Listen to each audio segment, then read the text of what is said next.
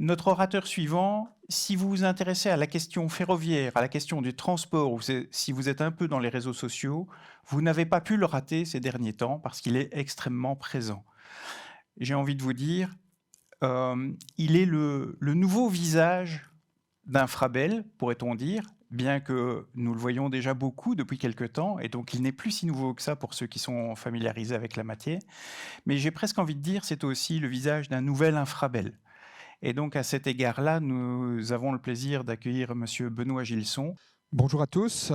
C'est vrai qu'on m'a vu un peu plus que je ne l'aurais voulu cet été, notamment en raison des intempéries qui m'ont conduit à être très présent sur le terrain au cœur de l'été, essentiellement en Wallonie, comme vous le savez. Alors, je voudrais avant tout remercier le SPW pour son invitation et également pour la qualité de cet événement dont je vais essayer de me montrer digne. C'est évidemment très, très symbolique qu'Infrabel soit présent ici parce que finalement, le SPW et Infrabel, nous sommes deux gestionnaires d'infrastructures au service de l'économie et donc nous avons déjà deux beaux points communs. Et c'est vrai qu'après une période, heureusement déjà un peu lointaine, où on se voyait plutôt comme des concurrents, maintenant on joue à fond la carte de la complémentarité pour servir finalement le monde économique, c'est notre raison d'être. Et on joue à fond la carte du chaque moyen de transport a sa raison d'être et chaque moyen de transport a ses forces et aussi ses faiblesses. Et donc la meilleure solution finalement pour une intermodalité réussie, c'est d'utiliser chaque moyen de transport là où il est fort. C'est ce que veut faire le SPW, c'est ce que veut faire Infrabel. Et donc à ce titre, nous sommes vraiment des alliés naturels. Alors je vais vous expliquer un petit peu en effet le nouvel Infrabel, puisque Infrabel, vous le savez tous, est un service public et nous sommes très très fiers d'être ce service public au service du public et très souvent assimilé au trafic voyageur. Et c'est vrai qu'on a un peu oublié ces dernières années, à la fois dans les priorités qu'on fixait, à la fois dans les financements qu'on mobilisait. On a un peu oublié qu'Infrabel est aussi un acteur économique très très important en Belgique. Et c'est un peu ce rôle d'acteur économique que je souhaiterais mettre au top des priorités en tant que CEO d'Infrabel. Et je vais vous expliquer un petit peu quelles sont les démarches qu'on entreprend à cet égard. Alors peut-être, je ne vais pas évidemment vous présenter Infrabel que vous connaissez, gestionnaire d'infrastructures ferroviaires belge. Peut-être rappeler les bienfaits du transport par rail, tout comme M. William a rappelé les bienfaits du transport fluvial.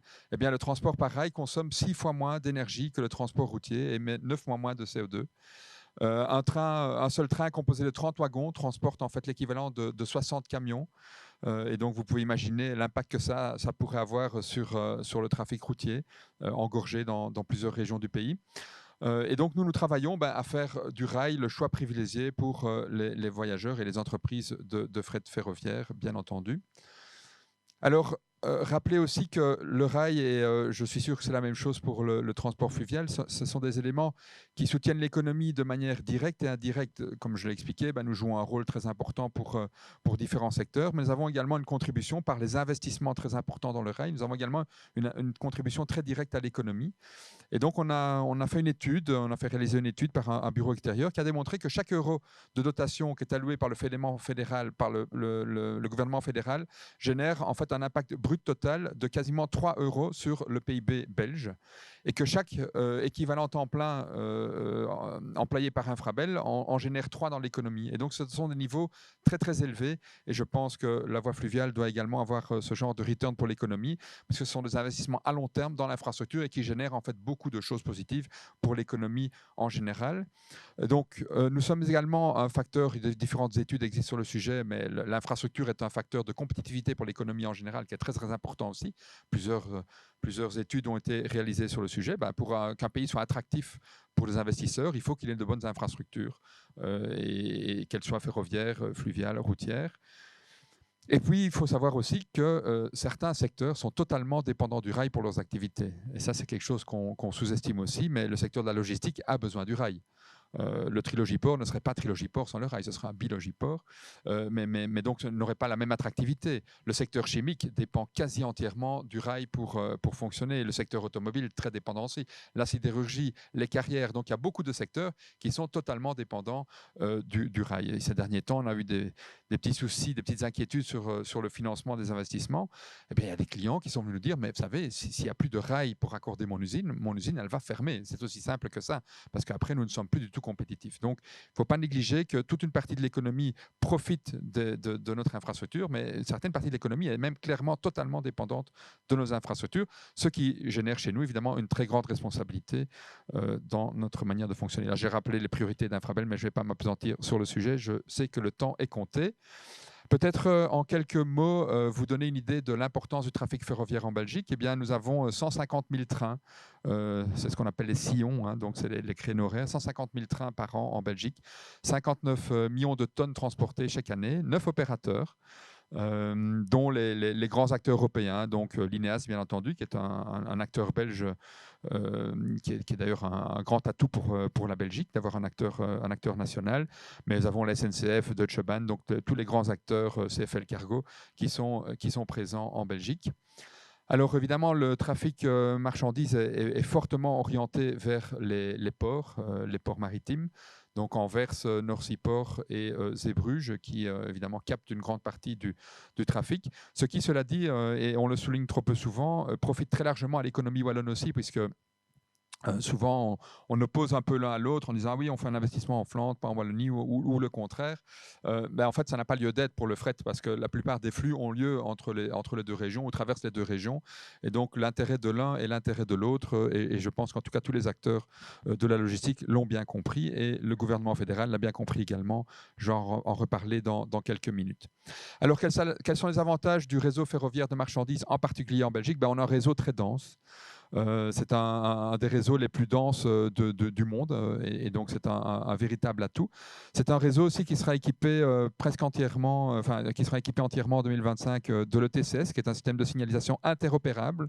Et donc ce sera un bel atout aussi pour la Belgique d'avoir ce système de signalisation interopérable, puisque les trains qui actuellement, souvent, lorsqu'ils passent d'un pays à l'autre, doivent changer de système de signalisation, doivent changer parfois de conducteur de locomotive, eh bien, comme la Belgique sera dans le système européen interopérable, l'accès à la Belgique sera beaucoup plus facile. Et donc, ça va améliorer la compétitivité de notre pays.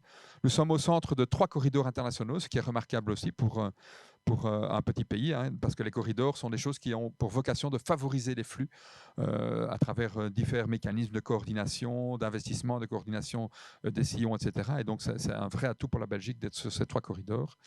Nous avons une capacité aussi de fournir des volumes assez importants. Nous n'avons pas les problèmes de congestion de la route, même si en certains endroits il y a déjà des congestions du rail. C'est sans commune mesure avec la congestion sur la route. On aime bien, par exemple, aux abords du port d'Anvers, filmer à 1 heure de pointe. On voit la route qui est complètement engorgée, puis on voit les trains qui passent à grande vitesse à côté. C'est assez agréable de voir ce succès. Je le rappelle, donc les rails sont des modes de transport qui sont très, très adaptés au gros volume. Ce sont des moyens de transport qui sont respectueux de l'environnement. Et là aussi, nous avons également encore des efforts à produire pour être de plus en plus respectueux de l'environnement.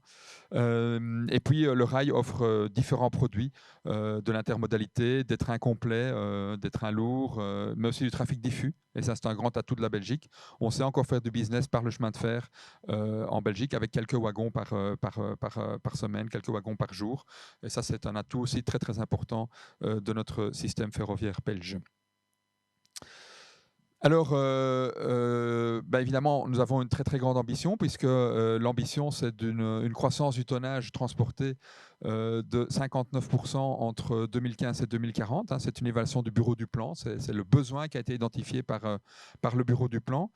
Et en plus de cette ambition de croissance du tonnage transporté, eh bien, nous souhaitons augmenter la part du fret ferroviaire dans le transport de fret en Belgique pour la passer sur le port d'Anvers, mais nous aurons des ambitions semblables pour le reste du réseau, de 7 à 15%, ce qui va provoquer d'ici à 2030-2040 une multiplication par 4 du nombre de trains en Belgique. Donc c'est assez ambitieux. Et pourtant, c'est assez ambitieux par rapport à ce qu'on fait, mais ce n'est pas encore assez ambitieux par rapport à ce que d'autres font. Le port d'Hambourg, par exemple, est déjà à 42% de part modale pour le fret ferroviaire. Le port de Brême à 47%, Dunkerque à 31%. Donc on a encore de la marge. Alors évidemment, pour relever ces défis, on doit le faire en collaboration avec tous les acteurs pour maintenir un niveau de sécurité et de qualité de service assez élevé. C'est un combat de chaque instant. On doit investir de manière efficiente dans l'infrastructure. J'y reviendrai tout à l'heure avec notamment des voies qui permettront des trains plus longs. Un train plus long est un train qui coûte moins cher, un train plus compétitif. Et donc, c'est très important pour l'industrie de pouvoir avoir un trafic ferroviaire qui coûte moins cher. Et ces trains longs sont une des bonnes solutions. On doit pouvoir optimaliser les infrastructures existantes. On doit pouvoir augmenter les parts de marché du transport de fret. On doit rendre l'accès au sillon plus aisé. Hein. J'ai donné cette image-là. Pour le moment, réserver un sillon, un créneau horaire, c'est extrêmement compliqué. Eh bien, ça doit devenir, dans les années qui viennent, aussi simple que de commander quelque chose sur Amazon. Et c'est à ce moment-là qu'on sera vraiment hyper compétitif. Et donc, on doit miser sur la carte de la digitalisation, évidemment, notamment pour permettre de réserver des sillons de manière efficace, de pouvoir suivre son train en temps réel et de pouvoir réagir lorsqu'on a des situations perturbées. Alors, évidemment, on a un contexte sociétal qui est tout à fait favorable, puisqu'il y a une attente de plus en plus forte sur le transport durable. Et Infrabel va mettre tout en œuvre pour maintenir son réseau en bon état et viser au mieux à répondre aux besoins des clients. Je reviendrai tout à l'heure avec toute une série d'éléments plus concrets. Mais nous sommes aussi dans un contexte où les finances publiques, il y a une pression sur les finances publiques qui est assez importante.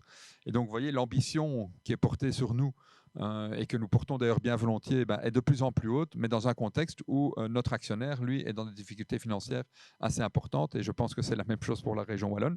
Et donc, ça nécessite évidemment que chaque euro investi soit investi dans un endroit où il aura l'effet le plus remarquable. Et donc, on a travaillé beaucoup à définir nos investissements en fonction d'un impact très concret qu'il peut avoir, et notamment pour la Wallonie, j'y reviendrai tout à l'heure.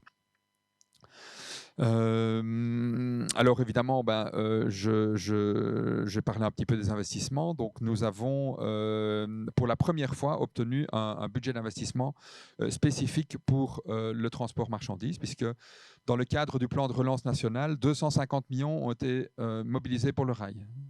250 millions, je sais pour des gens qui, comme vous, travaillent dans l'infrastructure, ça peut sembler parfois peu. Et c'est vrai qu'on avait une ambition qui était au-delà de ces 250 millions. Mais je tiens quand même à préciser que 250 millions, c'est un quart de tous les moyens mobilisés par le fédéral. Donc un quart de tous les moyens mobilisés par le fédéral a été mobilisé pour le transport ferroviaire.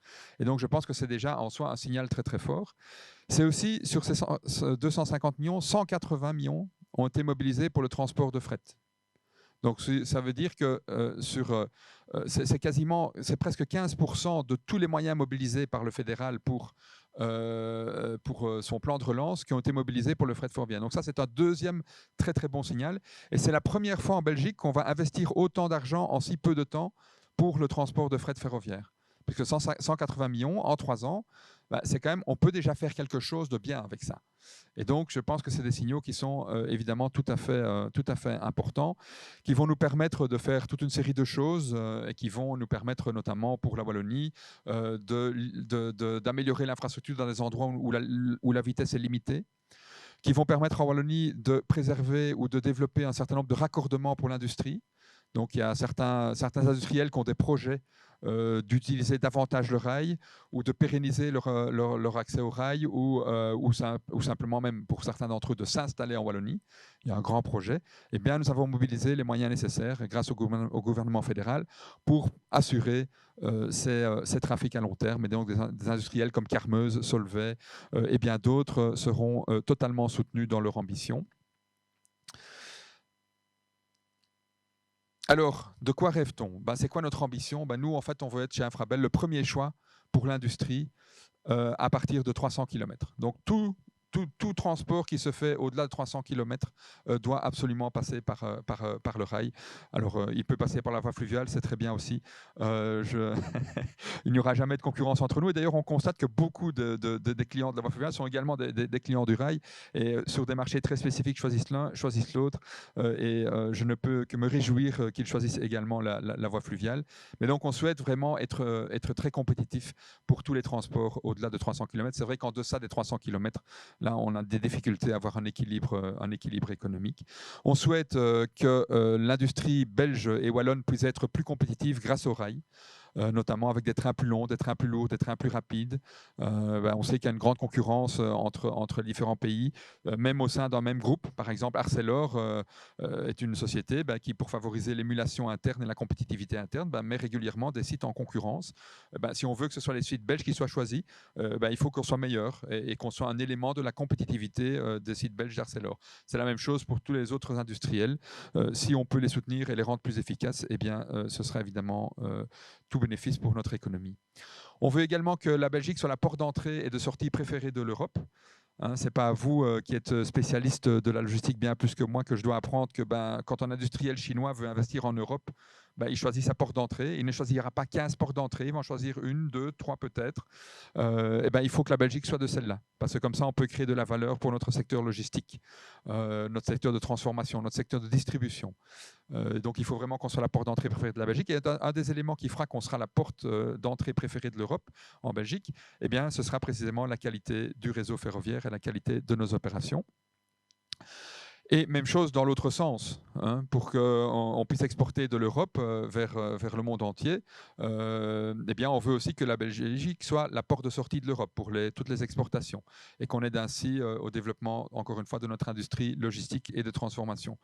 J'ai eu dernièrement un contact avec BMW. BMW, pour leur usine de production en Bavière, ils ont le choix entre le port d'Hambourg et de Zeebrugge. Et pour le moment, le choix numéro 1, c'est Hambourg, et le choix numéro 2, c'est Zeebrugge. Et en fait, le jour où on sera plus compétitif qu'Hambourg, ce sera nous, ce sera Zeebrugge. Ça tombe bien parce qu'il y a une société à Zeebrugge qui prépare les voitures, qui transforme, qui crée de l'emploi autour de cette activité logistique. Et donc voilà, c'est vraiment ce genre de défi auquel nous sommes confrontés en termes de compétitivité. Et alors les éléments de compétitivité sont nombreux, c'est le coût, c'est évidemment la vitesse du trafic, la régularité, ce sont beaucoup d'éléments qui sont pris en compte par les industriels. Alors, le réseau wallon, on y revient quelques minutes. Donc, c'est un réseau ferroviaire dense, assez bien équipé, avec une position centrale au cœur de l'Europe. Donc, plein d'atouts. Vous voyez ici que nous avons déjà de nombreuses entreprises raccordées qui ne sont pas toutes actives. Et donc, nous entreprenons des démarches aussi pour motiver tous ceux qui pourraient rejoindre le rail. Voilà, alors évidemment, des synergies avec les infrastructures ferroviaires et fluviales. Moi, je suis régulièrement en contact avec les ports fluviaux, le port de Liège, mais d'autres également. J'ai encore donné une petite conférence dernièrement, parce que ce sont vraiment des partenaires naturels. Et d'ailleurs, souvent, leur premier souhait, c'est oui, quand va-t-on être raccordé au rail? Quand peut-on améliorer notre raccordement au rail? Donc pour eux, c'est un atout évidemment aussi d'avoir un raccordement au rail, et ça montre bien que nous sommes totalement partenaires. Et puis aussi des plateformes multimodales qui sont raccordées au rail. Alors je vois que le temps passe et donc je vais essayer d'accélérer un petit peu. Alors parler de notre collaboration avec les différents stakeholders, ça c'est très très important. C'est un rôle dans lequel je m'implique d'ailleurs personnellement beaucoup. parce que je trouve qu'un CEO, c'est beaucoup de choses, mais un des rôles les plus importants et les plus nobles du CEO, c'est finalement d'être le premier account manager de son entreprise. Et donc, je dois partout où je peux, et vous m'en offrez aujourd'hui une belle occasion, promouvoir le rail, entrer en contact avec des clients actuels et potentiels du rail, être à leur écoute. Et c'est un rôle que je dois jouer même à ce niveau de CEO, je pense, qui est très très important. Et j'affectionne beaucoup ces relations avec les industriels qui nous apprennent aussi beaucoup. Alors, nous entretenons évidemment des contacts réguliers avec les différents ports maritimes et fluviaux de notre pays. Nous avons même signé des accords de coopération très importants et très très concrets surtout. Parce que c'est bien, je pense qu'on n'en est plus au stade où on fait encore des intentions, des belles intentions. Maintenant, je pense que chacun a besoin de concret. Et avec les ports, on a mis en place des cellules ferroviaires pluridisciplinaires dans le port d'Anvers, le port de Gand. Bientôt, nous allons signer un accord semblable avec le port de Zeebrugge. Nous travaillons également avec le port de Liège. Et donc, voilà, renforcer cette coopération avec les ports pour nous rendre mutuellement plus efficaces, c'est quelque chose de très important quand on sait l'importance qu'ont les ports pour tirer vers le haut notre économie. Et encore une fois, pas que l'économie flamande, loin de là, l'économie wallonne également à travers les ports maritimes, mais également les ports fluviaux. Également beaucoup de contacts avec les entreprises ferroviaires et les raccordés. Les entreprises ferroviaires, ce n'est pas neuf, on a toujours eu des contacts avec les entreprises ferroviaires, mais il fut un temps où on se contentait de ces contacts avec les entreprises ferroviaires. Et donc, depuis une bonne année, nous avons maintenant développé des contacts avec également les clients raccordés, donc avec l'industrie, pour bien comprendre quelles sont leurs attentes. Et souvent, on voit que nous sommes dans une situation de jouer les go-between un petit peu entre l'industrie et les opérateurs pour essayer de favoriser le trafic et de favoriser une compréhension mutuelle entre les différents acteurs. Donc, ce rôle de contact avec les industriels propres permet de bien comprendre leurs attentes, de mieux anticiper leurs attentes et la manière dont on pourrait y répondre. Je pense que c'est apprécié. J'espère en tout cas que c'est apprécié et je le pense. Et nous allons vraiment poursuivre dans cette voie. Alors, on collabore évidemment dès qu'on peut à la construction de visions communes. Hein. On a des projets ad hoc avec différents partenaires pour construire des visions partagées avec des industriels, avec des ports, avec des administrations publiques, des gestionnaires d'infrastructures. Donc ça, on va continuer dans cette voie pour qu'on travaille le plus possible ensemble pour conduire à un succès tous ensemble.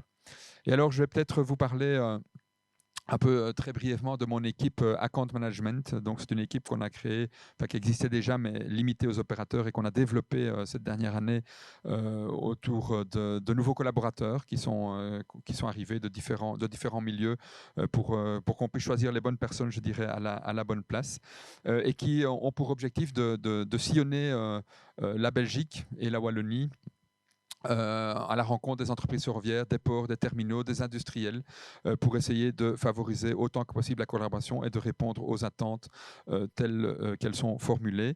Alors répondre aux attentes, c'est évidemment pas faire tout ce qu'on nous demande, hein, mais c'est en tout cas que chacun puisse avoir une réponse à ses attentes. Et donc parfois, simplement une explication de ce qu'on fait, une transparence par rapport à ce qu'on fait est quelque chose qui peut déjà répondre à une attente. Je prends l'exemple de ces intempéries pendant l'été qui ont eu un impact sur le trafic ferroviaire quand même assez important, puisque les grands axes de fret ferroviaire étaient complètement coupés. Ils passent dans la zone qui a été fortement touchée.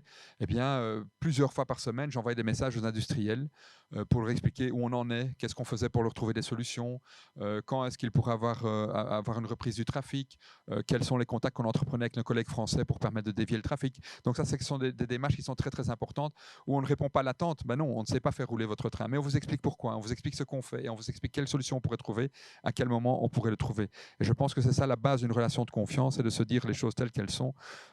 Et même quand il y a des motifs d'insatisfaction, il faut le reconnaître et s'atteler ensemble à des solutions.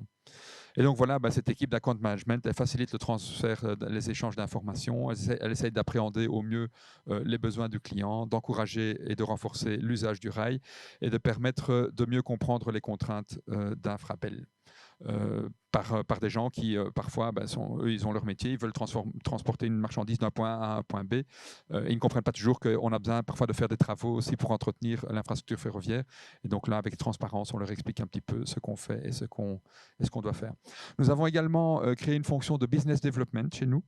Le business development s'adresse à des gens qui ne sont pas encore raccordés au rail, mais qui pourraient l'être. Et donc, par exemple, si on identifie qu'à proximité de nos voies, il y a une industrie lourde assez importante qui n'utilise pas encore le rail, on va la rencontrer. Et on lui explique un petit peu, voilà, regardez les atouts du rail, est-ce que vous y avez pensé, voilà combien ça pourrait vous rapporter, voilà les avantages qu'on pourrait présenter, peut-être leur faire rencontrer d'autres clients qui utilisent déjà le rail pour essayer de motiver et de développer l'usage de rail dans un moment donné où de plus en plus d'entreprises ont la préoccupation d'améliorer leur empreinte carbone. Et donc, mise sur le rail et en font une stratégie de miser sur le rail. J'ai rencontré pas très longtemps un industriel dans le port de l'île Montsaint et qui dit, oui, nous, c'est une politique de l'entreprise qui est cliente de chez nous de faire transporter son matériel par rail.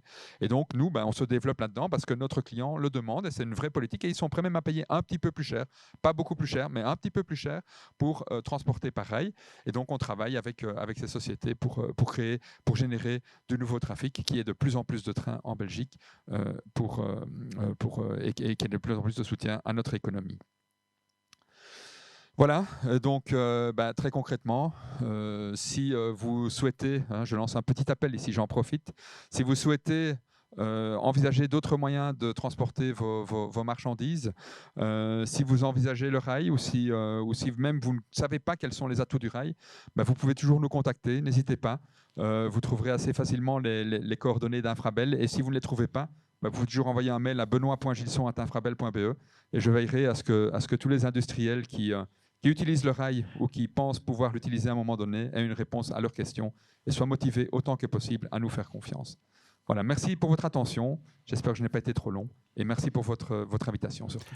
Un tout grand merci, Monsieur Gilson. C'était parfait. Et je dois dire, en l'honneur du rail, vous êtes just in time. Peut-être qui a dit que le train n'était pas ponctuel. Ah, mais le train est ponctuel quand c'est vous qui le pilotez, manifestement. Une petite question peut-être dans le chat pour vous. Vous avez évoqué la nouvelle dotation du fédéral et vous avez aussi évoqué le fait qu'une partie de cette dotation pouvait être investie dans des raccordements industriels, notamment en Wallonie. Est-ce que cette dotation aura un impact sur des raccordements qui étaient jusqu'ici menacés ou en péril ? Ah oui, tout à fait. Donc, le gouvernement fédéral a mobilisé une enveloppe donc 180 millions pour le fret, dont environ cette année, en 2022, une dizaine de millions pour le fret en Wallonie, l'année d'après 15 millions, l'année d'après 20 millions. Donc c'est quand même pas rien sur ces 3 années pour le fret en Wallonie. Et donc non seulement les raccordements qui étaient menacés, je vais peut-être vous expliquer aussi pourquoi ils étaient menacés. C'est simplement qu'en fait, on n'avait plus assez de fonds. Et donc, ces raccordements étaient assez anciens, arrivaient en fin de vie, et nous n'avions juste pas les moyens de les renouveler.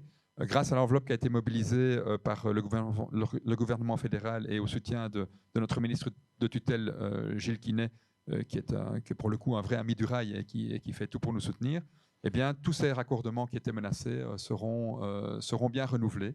Et donc, non seulement ils seront renouvelés, mais donc pérennisés, parce qu'une fois qu'un raccordement est fait, après, il est valable pour 20, 30, parfois davantage.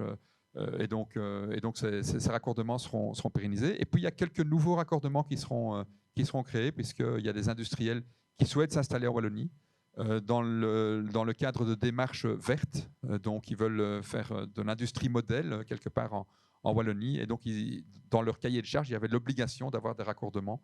Et donc, il y a notamment 2 projets de nouvelles activités économiques qui vont être rendus possibles grâce à des nouveaux raccordements financés donc par le fédéral. Eh bien, un grand merci pour ces nouvelles positives pour la Wallonie. Encore merci, Monsieur Gilson.